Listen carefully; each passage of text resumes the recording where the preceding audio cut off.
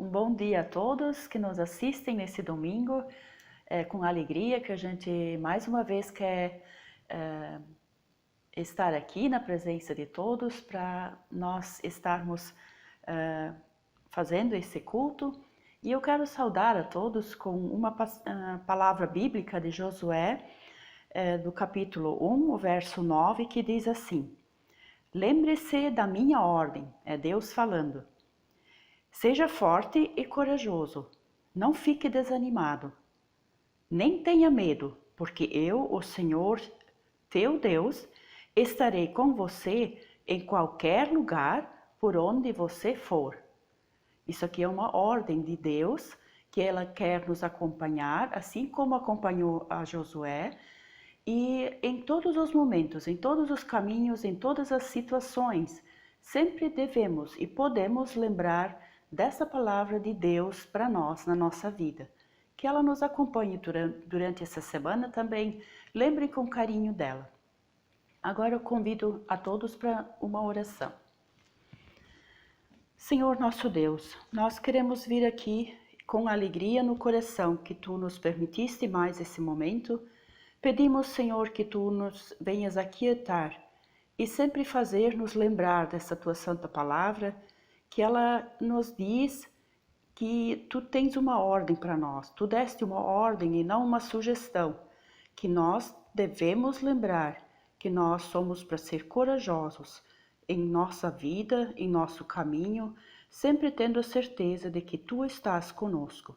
Também nesse domingo queremos pedir que Tu abençoes em especial a cada pessoa que vem acompanhar essa palavra e que Tu nos abençoes na vida em todos os sentidos.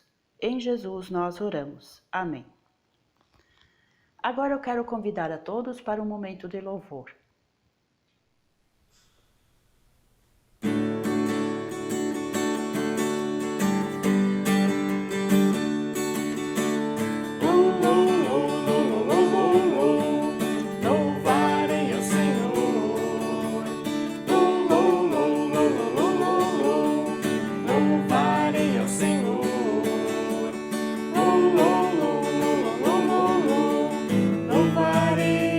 Louvarei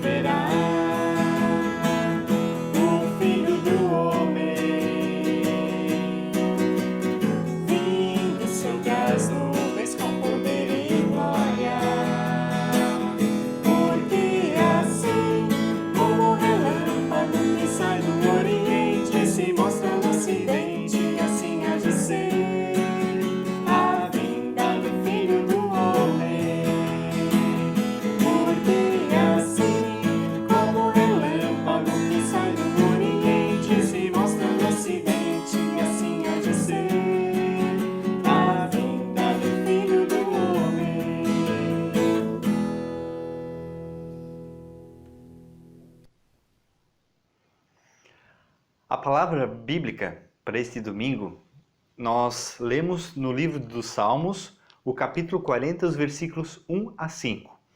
Salmo 40, 1 a 5, lemos assim: Ao mestre de canto, Salmo de Davi. Esperei com paciência pelo Senhor. Ele se inclinou para mim e me ouviu quando clamei por socorro. Tirou-me de um poço de perdição, de um atoleiro de lama.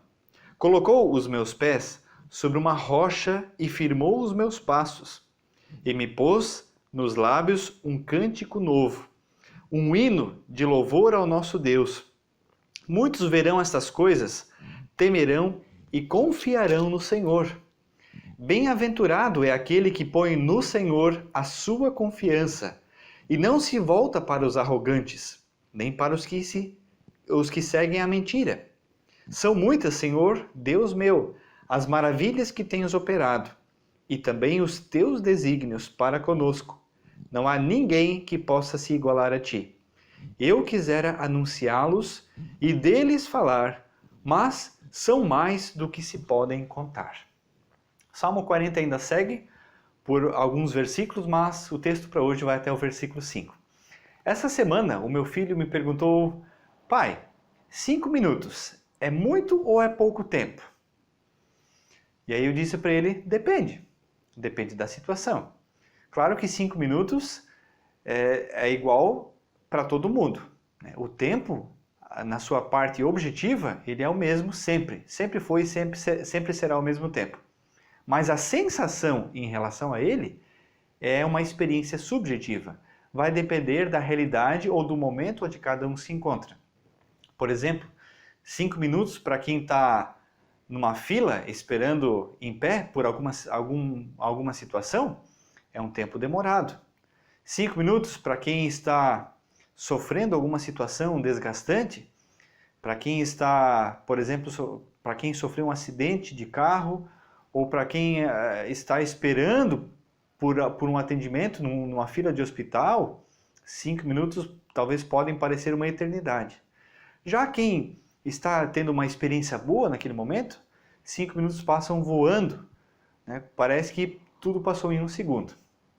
A própria Bíblia vai falar também, expressar também, que o tempo, do nosso ponto de vista, é relativo em relação ao tempo do ponto de vista de Deus. Afinal, Deus é eterno.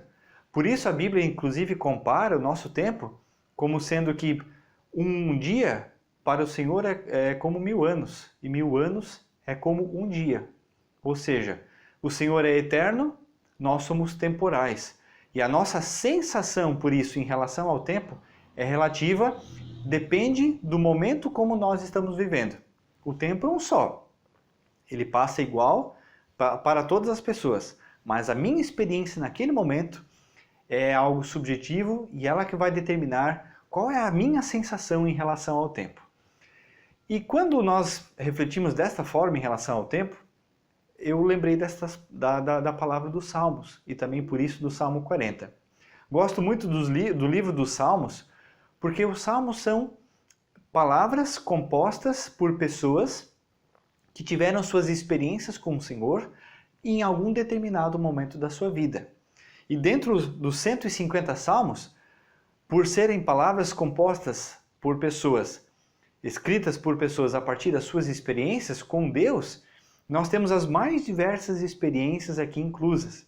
E em algum momento, tenho certeza que eu e você, ao ler os salmos, nos identificamos com uma ou outra palavra. Temos salmos de alegria, de louvor a Deus, de exaltação, onde o salmista expressava o seu desejo para louvar ao Deus pelos seus feitos, pelas suas maravilhas, quando olhava para a sua criação. E temos outros salmos que expressam todo o sofrimento humano vivido diante de algum dilema, de alguma necessidade, de alguma realidade. Temos salmos que são escritos no momento onde pessoas olham para as outras e comparam as suas vidas em relação às outras. E percebem que parece que quanto mais se busca Deus e se tenta viver com Deus, mais a vida vai para trás, mais as coisas ficam difíceis. E em comparação, a uma pessoa que vive sem o conhecimento do Senhor, sem a sua vida voltada para Deus de uma forma tola, parece que essa pessoa só se dá bem na vida. E esse sentimento de injustiça é expresso em alguns salmos, onde nós vamos perceber que também os sentimentos cabem ali. Lógico que, no final, geralmente, destes salmos, nós temos a expressão bem clara de que, em comparação, né, por mais do que num primeiro momento possa parecer até inútil viver com o Senhor, porque afinal a vida dos outros que não vivem com Ele é melhor, só que o final da vida de cada um é que vai ser a grande diferença na experiência de cada pessoa. Porque aquele que viveu com o Senhor, nós vamos ver isso nos Salmos, essas pessoas, por mais difíceis que tiveram as suas vidas, por mais injustiças que sofreram, por mais que as coisas deram erradas, o final da sua vida é a salvação, é a presença de Deus, é estar com o Senhor eternamente, na glória do Senhor. Enquanto que aqueles que usufruíram do bom e do melhor agora, e que parecia que tudo daria certo, e tudo sempre foi de acordo, a pessoa não sofreu uma doença, a pessoa não passou por uma crise financeira, tudo ia do bom e do melhor, e ao mesmo tempo a pessoa falava inclusive mal de Deus. O final da vida dessa pessoa, nós vamos perceber que talvez ela já usufruiu tudo que ela tinha para usufruir aqui. E o que tem para ela tem a perdição. Afinal, ela voltou suas costas para Deus. Quando nós lemos o Salmo 40 tem esses dois momentos expressos em todo ele. A primeira parte do Salmo 40, nós lemos uma palavra de expressão de louvor a Deus. É um cântico, é uma música composta por alguém, né, no caso Davi, que certamente estavam passando por dias bons e decidiu compor uma música de louvor a Deus. Ao mesmo tempo, na segunda parte, é quase que um pedido de socorro, um pedido de ajuda por alguma necessidade que ele estava passando, que não é descrito aqui, mas que ele passa e pede para Deus. Isso mostra o quê? Que a palavra é sempre a mesma. Deus sempre é o mesmo. Só que as nossas experiências em relação à palavra, elas mudam, como que tendo altos e baixos, como todos nós certamente temos na nossa vida. Percebe? Assim como o tempo, por si só, é objetivo, não muda. 1 minuto é 1 minuto aqui no Brasil ou lá no Japão. 1 minuto é 1 minuto no ano de 2020 ou lá no ano de 1900. 1 minuto sempre foi 1 minuto e sempre será 1 minuto, tendo 60 segundos. Agora, a minha sensação em relação a 1 minuto ou a 5 minutos, como foi a pergunta do meu filho, ela muda conforme a minha experiência. Assim a palavra. A palavra é a palavra de Deus, deste Deus que sempre foi Deus, que não muda, que é o mesmo, que é o mesmo ontem, hoje e o será para sempre. A palavra dele, ela mesma diz, céus e terra poderão passar, porém a minha palavra não passará. Ela não muda. Pessoas mudam, épocas mudam, experiências de pessoas são diferentes umas das outras, mas a palavra do Senhor é a mesma e permanece sendo a mesma para sempre. Aqui, no Salmo 40, quando nós lemos assim, no primeiro versículo, esperei com paciência pelo Senhor. Ele se inclinou para mim e me ouviu quando clamei por socorro. É o início de um hino de louvor a Deus, que expressa que Deus se inclina conforme o pedido e o clamor dele. Só que antes deste inclinar de Deus, antes desse atender ao pedido de Deus, Davi também testemunha que ele esperou com paciência pelo Senhor. Até uma outra versão bíblica traduz da seguinte forma: esperei confiantemente pelo Senhor. E por que essas duas palavras, que falam aparentemente a mesma coisa, mas que se complementam, são importantes aqui? Porque esperar com paciência pelo Senhor, às vezes pode dar a entender como se esperar pelo Senhor fosse algo assim totalmente passivo, né? Paciente sugere passividade, sugere sentar e esperar de braços cruzados, mas sugestionando algo assim como que, pois é, a gente sabe aqueles dias assim que as pessoas olham sem muito ter o que fazer e ficam naquela coisa, pois é, não sei se vai chover, não sei se vai dar sol, As pessoas esperam paciente por alguma coisa, mas elas nem sabem pelo que elas esperam. Não é esse tipo de esperar pelo Senhor com paciência que a Bíblia sugere. Por isso que a tradução boa aqui até fica: esperei confiantemente pelo Senhor. Porque esperar confiantemente pelo Senhor é a certeza que a palavra nos apresenta de que o Senhor é um Deus que promete e Ele cumpre o que Ele promete. Ponto final. É diferente de eu agora ficar assim a ver navios nesta vida, sugerindo passividade. Quem sabe um dia Deus olha para mim e se compadece de mim e me dá uma ajuda. Não. Vai chover? Vai dar sol? Não. Esperar com confiança pelo Senhor é esperar na certeza de que nós temos um Deus que cumpre aquilo que Ele promete. E entre muitas coisas que Ele prometeu, olhamos todo o Antigo Testamento e temos todas as suas promessas cumpridas. E as que ainda não foram cumpridas estão por se cumprir também. No domingo anterior, nós lembramos do domingo de Pentecostes, onde houve o cumprimento de mais uma promessa do Senhor, a promessa do envio do seu Santo Espírito. Há 2 domingos atrás, nós lembramos da ascensão do Senhor, que aconteceu 10 dias antes do envio do Espírito Santo. E quando o Senhor Jesus foi elevado às alturas, uma promessa foi feita. A promessa de que, assim como Ele subiu, e as pessoas viram, assim novamente Ele virá por uma segunda vez aqui a este nosso mundo, com um objetivo diferente.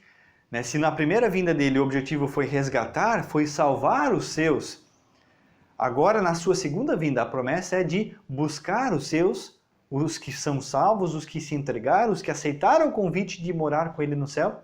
O Senhor Jesus vem buscar, para então sim nos levar para os céus, nos levar para o reino eterno de Deus que não terá mais fim e onde habitaremos eternamente na presença de Deus. Que maravilha essa promessa! E mais maravilhosa do que essa promessa é podermos aguardar confiantemente pelo seu cumprimento. Esperar pacientemente ou confiantemente, com paciência, pelo Senhor. Essa é a nossa esperança hoje.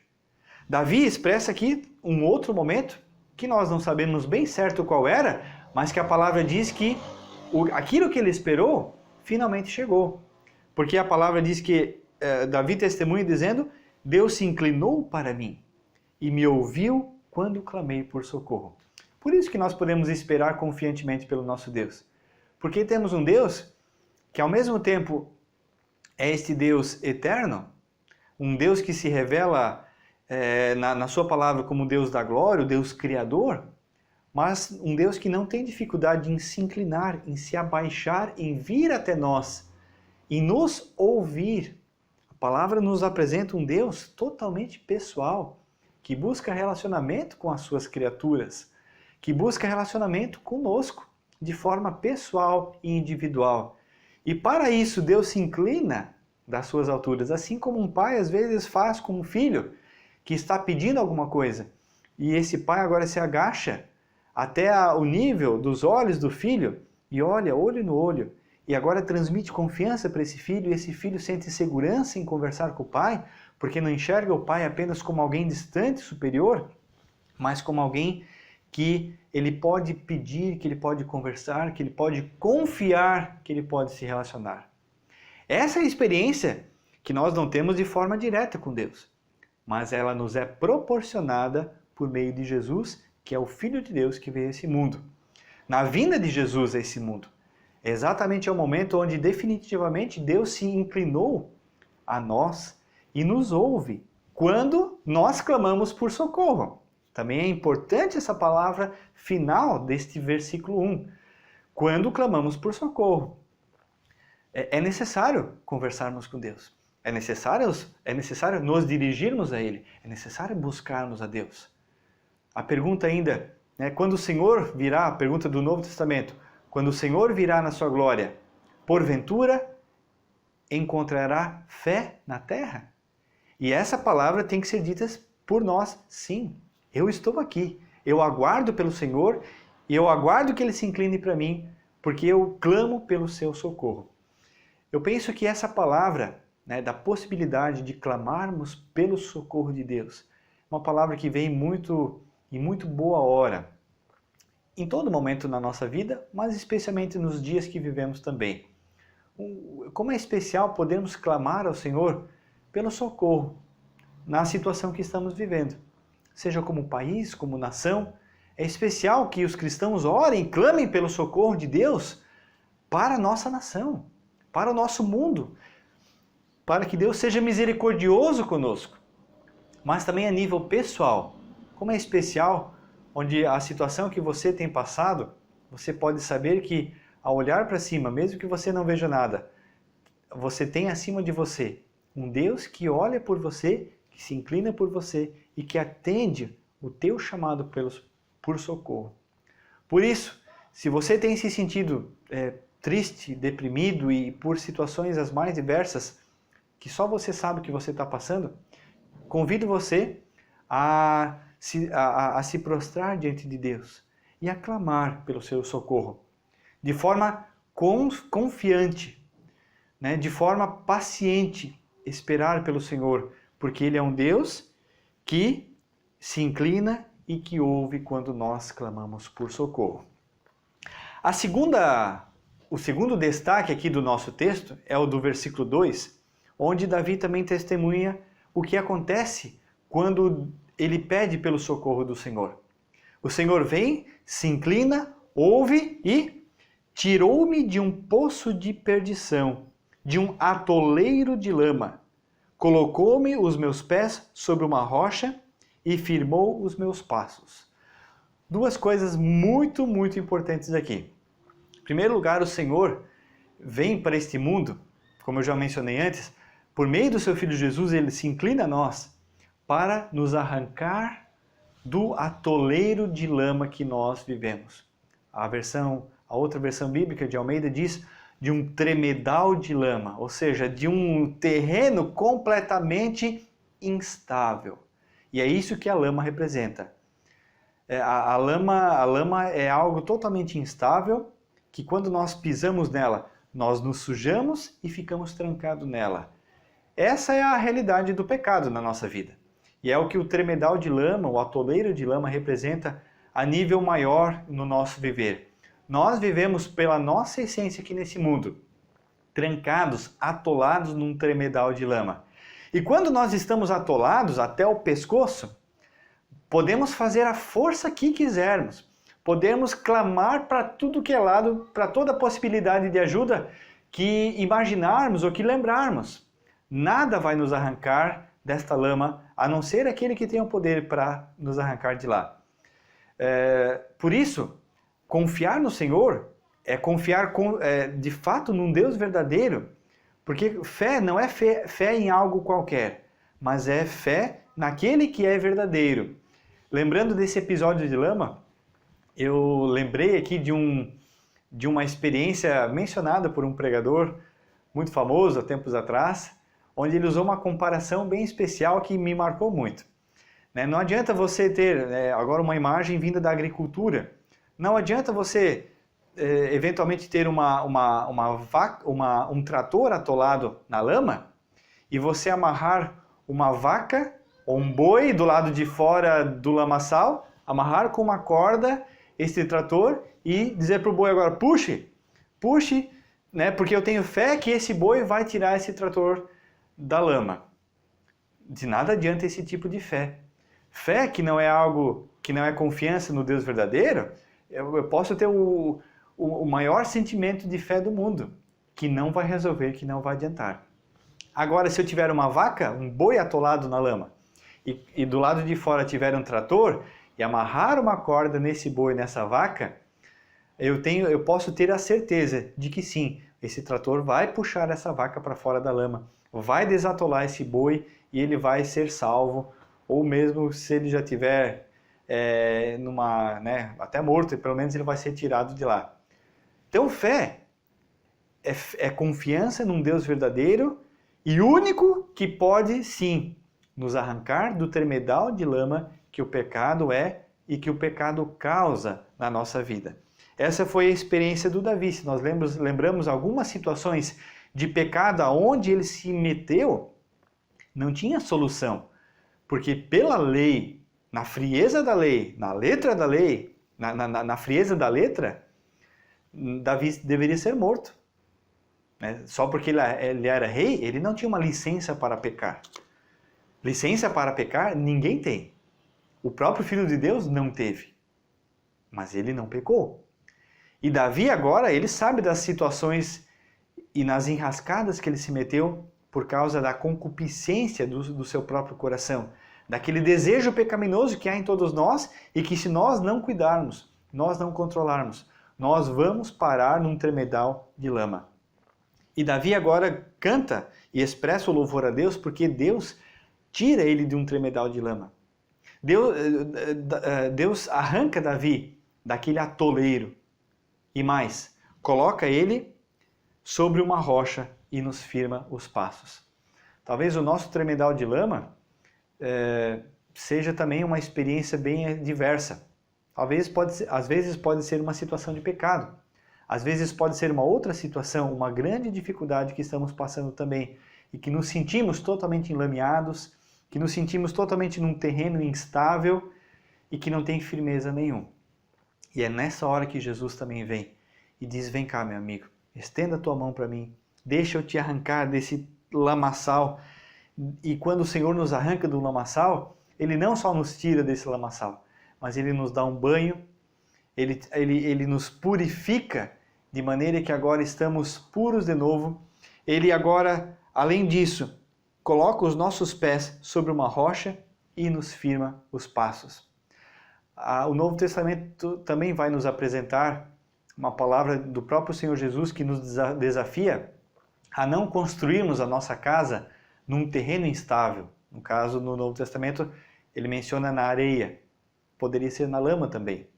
Porque se nós construirmos a nossa casa, a nossa vida agora pensando, né, num terreno instável, vai vir vento, virá enchente, virá tempestade e a casa vai cair. A casa cai. Mais cedo ou mais tarde a casa cai. Tem muita casa por aí que até resiste umas rajadas. Só que mais cedo ou mais tarde, quando vem a enchente, quando vem a tempestade, quando vem a tormenta, a casa cai. Por isso, de novo, a nossa confiança, o nosso desafio é colocarmos a nossa confiança num Deus que permite sim que nós passemos pelas realidades da vida e a casa não cai. Porque quando nós construímos a casa sobre esta rocha, o Jesus Cristo, Filho de Deus, que é o fundamento da nossa vida, vem vento, vem tempestade, mas a casa não cai. Ela pode tremer, ela pode bater janela, pode às vezes até arrancar uma parte do telhado, mas a casa não cai. E esta será a experiência de todos nós. Se já não tivemos, teremos ainda. Todos nós, mais cedo ou mais tarde, diante destas instabilidades da vida, passamos sim por experiências bem difíceis de tormenta, de tribulação. E é nessa hora que quem tem a sua vida firmada no Senhor Jesus, que é a rocha, sabe muito bem do que eu estou falando, sabe bem a diferença que é viver com Jesus. Porque vivendo com Jesus, diante dos ventos, já não é fácil, mas é possível suportar. Agora, viver com Jesus, sem Jesus, totalmente exposto à instabilidade das ventanias deste mundo, triste da pessoa que não tem a rocha sob os seus pés. E um terceiro e último ponto que Davi nos convida aqui nesse salmo, uma vez que ele espera confiantemente pelo Senhor, clama pelo socorro. Uma vez que esse Senhor vem e nos tira do lamaçal e do pecado e nos coloca sobre a rocha, que é o seu próprio Filho Jesus, o versículo 3 expressa um novo jeito agora que nós temos de viver. Davi vai dizer: e me pôs nos lábios um cântico novo, um hino de louvor ao nosso Deus. Muitos verão estas coisas, temerão e confiarão no Senhor. Bem importante duas coisas nesse terceiro ponto, nesse terceiro versículo aqui. Quando nós experimentamos o livramento do pecado e das situações de tormenta na vida, aquilo que brota naturalmente do nosso coração é o desejo de agradecer a Deus, que muitas vezes é expresso por músicas por palavras de gratidão, por oração. E quando especialmente nós pensamos no louvor a Deus, como esse cântico novo que Ele coloca nos nossos lábios, nós não temos palavras bonitas para nos dirigirmos a Deus. As nossas palavras por si só são egoístas e são feias até.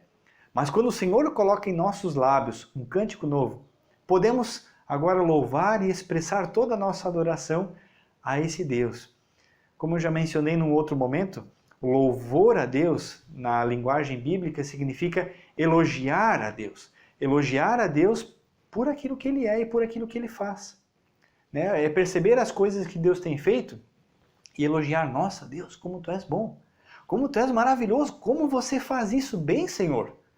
E é isso que deveria ser o nosso sentimento quando cantamos hinos de louvor a Deus. Expressar elogios por aquilo que Deus é e por aquilo que Deus faz. E é interessante que o louvor, quando ele brota como um cântico novo dos lábios daquele que experimentou a libertação, o perdão dos seus pecados, o livramento de Deus, a consequência é um testemunho genuíno, um testemunho verdadeiro para aqueles que estão à volta. A palavra diz aqui, muitos verão estas coisas, temerão e confiarão no Senhor. Muitos vão ver as coisas que Deus faz na vida daqueles que amam a Ele e a quem Ele ama também. E a promessa bíblica também é, muitos verão, temerão e confiarão. Se as pessoas mudarão de vida, isso não está no controle nosso, isso está no horizonte de Deus. Mas é interessante como o testemunho, aquilo que experimentamos com o Senhor, quando é vivido de um jeito sincero, de uma forma genuína, quando esse novo cântico não sai apenas dos lábios, mas de uma forma nova de viver, é impressionante como o Senhor agora usa isso para que outras pessoas também sejam atraídas para o centro do seu amor, para o centro do amor de Deus, para que confiem e temam ao Senhor também. Bem-aventurado é aquele que põe no Senhor a sua confiança e não se volta para os arrogantes. É uma grande diferença daqueles que vivem com o Senhor, porque uma das características é a humildade. E a humildade não é mostrar para os outros como eu sou humilde, mas é reconhecer que tudo na minha vida é graça, que não tem um dedo que eu movi que é mérito meu, porque aí eu seria arrogante. A humildade é reconhecer que a minha vida é uma total dependência de Deus. Tudo que eu tenho, tudo que eu sou, pertence a Deus, vem dele e são para Ele. Os arrogantes são aqueles que até reconhecem um pouquinho que um pouquinho é o que Deus faz e outra parte sou o que eu faço. Na verdade, pensam que é uma soma de esforços. Aí eu me torno um arrogante. E aí eu não entendi o que é a graça de Deus na minha vida. Bem-aventurado, feliz, aquele que põe no Senhor a sua confiança, não se volta, não flerta com os arrogantes, nem para os que seguem a mentira. São muitas, Senhor Deus meu, as maravilhas que tens operado e também os teus desígnios para conosco. Não há ninguém que possa se igualar a ti. Eu quisera anunciá-los e deles falar, mas são mais do que se podem contar.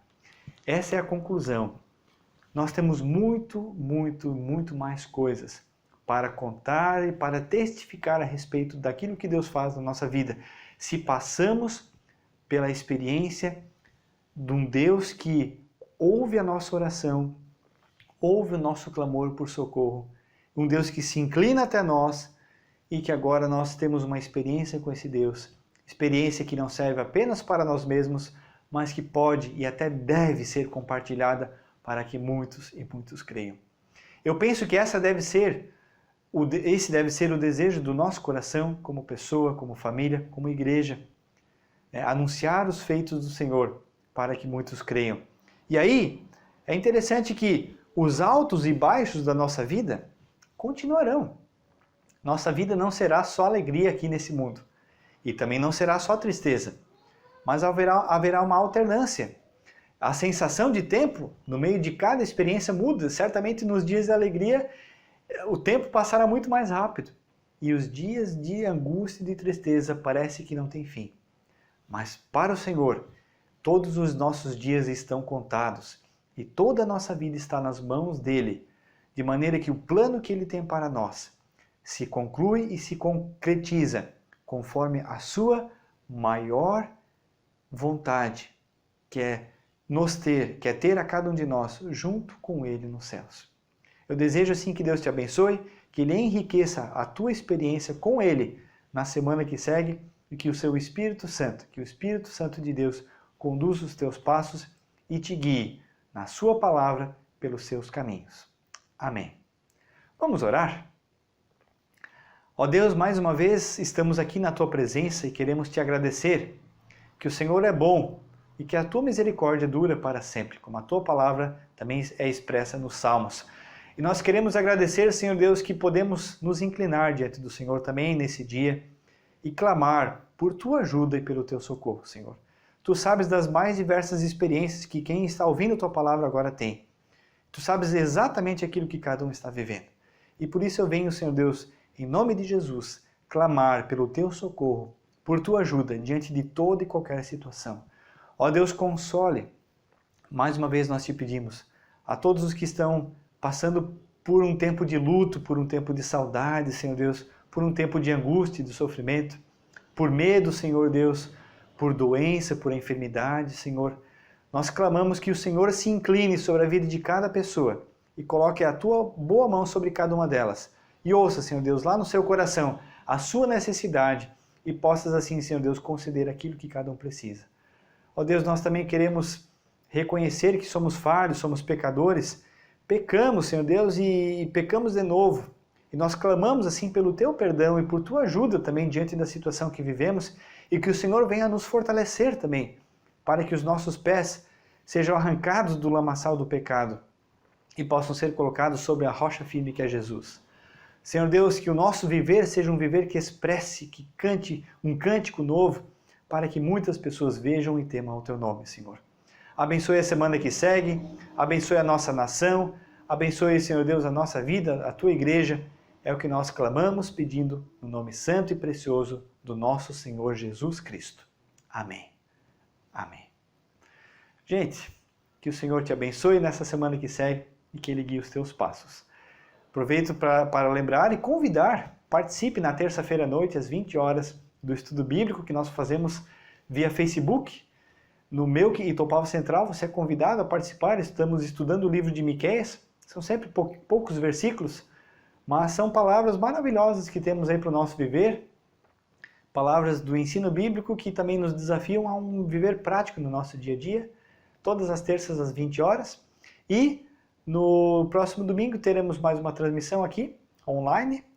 Nós aguardamos para o momento que possamos novamente nos encontrar presencialmente, mas enquanto ainda não podemos, mesmo que há algumas flexibilizações da lei, nós ainda não temos condições seguras de fazer um retorno presencial. Por isso ainda aguardamos mais um tempinho. É uma graça maravilhosa que a igreja do nosso Senhor Jesus não está fechada, mas ela está onde eu e você estamos, se assim vivemos com Jesus. Que Deus possa assim nos usar também como sua igreja nesse mundo. Então, enquanto aguardamos, fazemos as transmissões aqui aos domingos pela manhã. Divulgue, convide mais pessoas. Divulgue o nosso canal também do YouTube, meu que Topava Central. E se você quiser e puder mais uma vez contribuir, agora nesse mês de junho, os dados bancários estão aí para um depósito financeiro. Que Deus possa te usar e continuar também te abençoando no teu dia a dia, na tua vida. Louvemos ainda ao Senhor com mais um hino. Uma abençoada semana a você.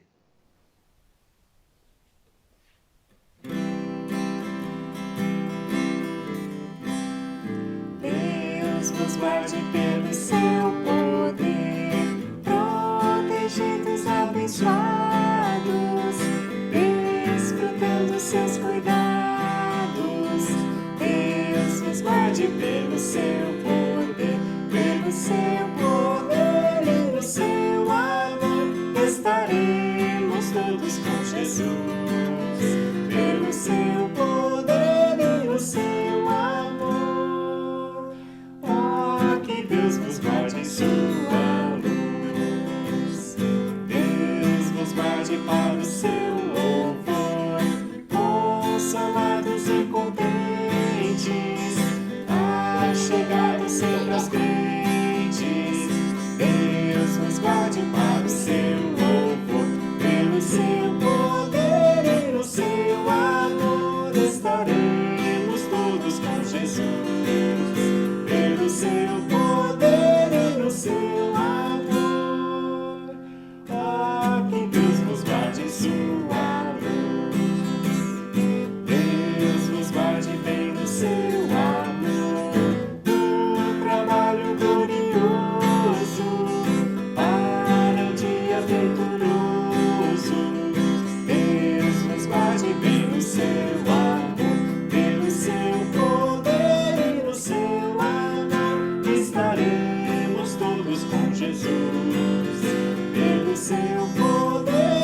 seu amor. Oh, que Deus nos guarde em sua